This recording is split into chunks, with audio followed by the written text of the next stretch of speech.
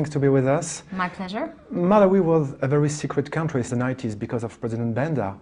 How did you discover this country? How did I discover it? Yeah.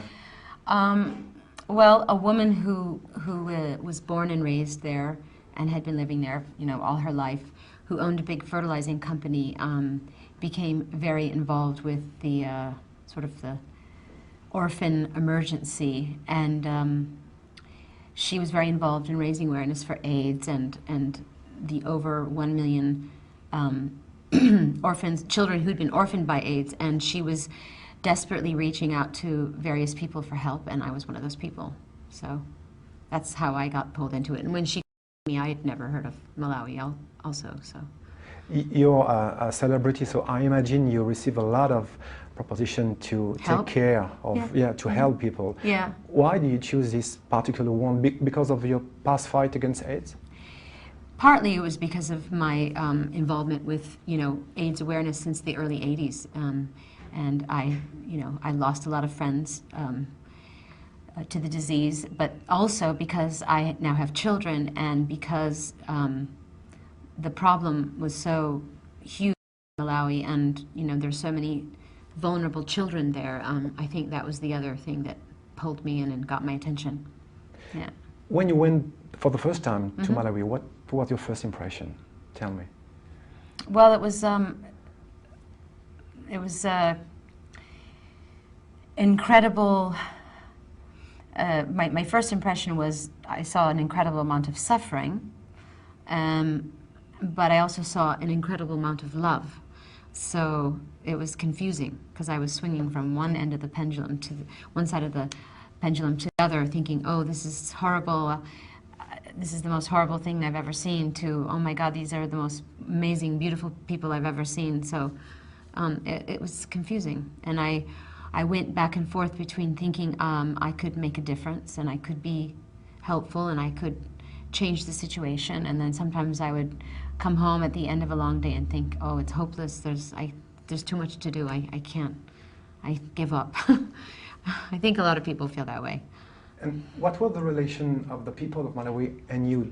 Did they know who you are and what you were doing? I don't think they did in the beginning, but then the press showed up and they made such a big deal about me. To them, I was just a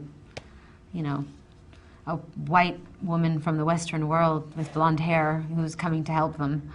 And they were a little bit suspicious, and as they are of all outsiders, until the thing about a lot of developing countries is people don't want, so many people show up to help and then they leave and they never come back. And so there's a lot of wariness and suspicion, and people don't want to make themselves vulnerable to you or open to you because they don't know if you really mean to help them or stay around, or you mean it for the long run. So I think in the beginning it was a little bit of wariness and suspicion, but not knowing who I was.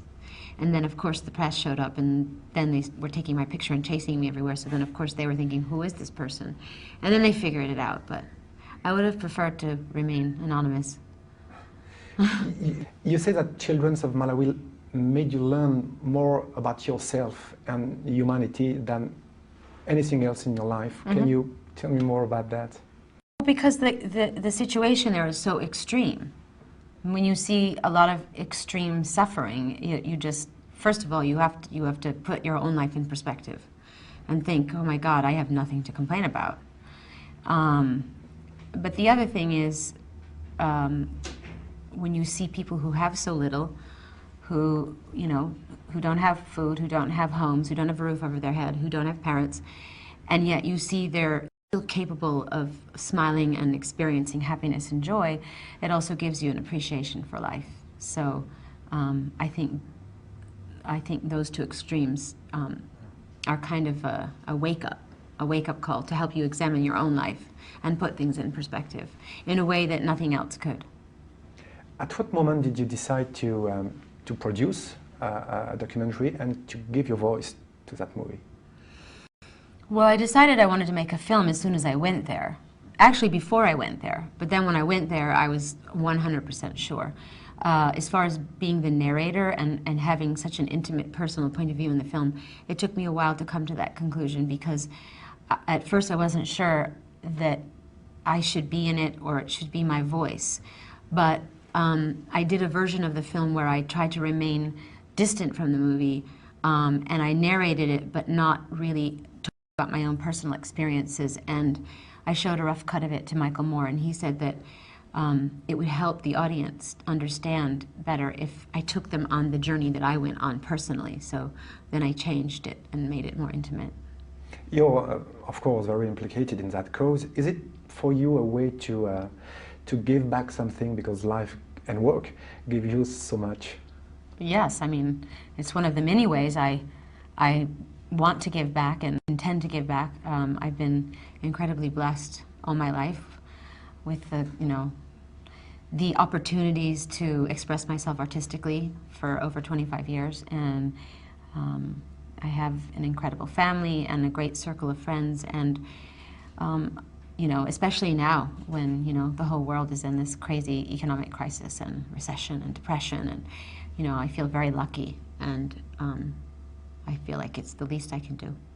You were talking about the economical crisis. Mm-hmm. Are you afraid that that particular crisis could be bad for that cause? I mean, that money... I think for all charitable causes, I think when people are going through economic crises, the first thing they do is stop being charitable, and all philanthropic enterprises suffer immeasurably. So it's not just my foundation, but I'm going to keep it going, so whatever happens. Are you waiting something special of President Obama for Africa in general? Because I think President Obama has his hands full with America right now, but I think unfortunately he's come in at a very tricky time. So once he fixes that situation, or starts to fix that situation, he can start thinking about Africa and the Middle East and lots of other things that need to be thought about. It's always the case when a celebrity takes care of something. Mm-hmm. It was the case for Marlon Brando or for George Clooney with Darfur. There's always someone with to who? be... For Darfur? George Clooney. George Clooney, oh, yeah. Okay. There's always someone to be suspicious. Oh, well, that's their it. problem. Yeah. Is it not touching you? No. No, you're not angry about There's it? always someone suspicious about everything. All the time. People, yeah, but you can't waste your time worrying about that, right? Mm-hmm. Otherwise you wouldn't get anything done. Mm-hmm. When you say that that experience changed your life, how much that changed your life? In what way? But you already asked me that question.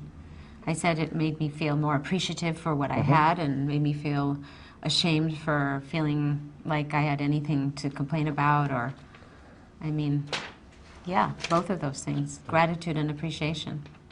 You mean more than producing a movie, because you adopt a child in Malawi. It was, the word is not good, but it was logical for you to go further than just a movie? Yes, well, if I could have, I would have adopted 50 of them, but as it turns out, just adopting one is quite a challenge, so yeah. Why not? Why not, yeah. How did you, it's a personal question, if you don't want to answer, it's no problem for me. Don't worry, I won't if I don't like it. How do you talk your natural children of David? How do I talk to them? Yeah. Oh, I don't need to talk to them. They knew I was going to Africa, and they knew about the orphan situation before I went there, and they were very supportive of the idea of adopting, and they were very excited about him. And when he came home, he was accepted immediately into the family, and there were no questions asked. And he's their brother, and that's it. I understand that when you came to Malawi, it was a big shock for you. Do you have the need to show them what it is to take them to Malawi, I mean your children? Well, my daughter Lola has already been, and she's worked in the orphanages there and taking care of small newborn babies, many of them who are HIV positive, and she was amazing. I couldn't believe she worked in the orphanages 8 hours a day, and she became an adult before my very eyes, and I'm going to go again, and I'm going to bring my son this time as well, and they're both he's gonna have his hands full teaching boys how to play chess and soccer and all kinds of things. So, could you imagine one day to maybe stop thinking, stop touring, and just doing that kind of thing that is very important for you? I mean, taking care of others. Yeah, I could imagine it, sure, because it's very time consuming. Yeah. Yeah. Who knows what the future holds? And are there other big causes that you want to take care of? Yeah. Are there big causes? Yeah. Well, I think the AIDS epidemic, raising awareness, doing what we can to get medicine that can save people's lives and keep people alive who are HIV positive, that's a really big job. And, you know, the AIDS epidemic is still thriving and, you know, out of control in many places in the world still. So that's a big job. And also taking care of all the children who've been orphaned by AIDS. I mean, those two jobs right there are pretty time consuming. So not just in Africa, but in India and South America. I mean, it's going on all over the place, in Haiti. We were in Cannes last May to see that movie. It was a press conference, and there was a lot of people and a lot of friends around you. Is it important for you to be there, not just to send the movie in several countries, but to be there, to talk about it? Yes, because places like Cannes are gathering spots for people. Then it's good if you want to make a big impact. You have a message to get across, then you want to be where people are listening. Yeah.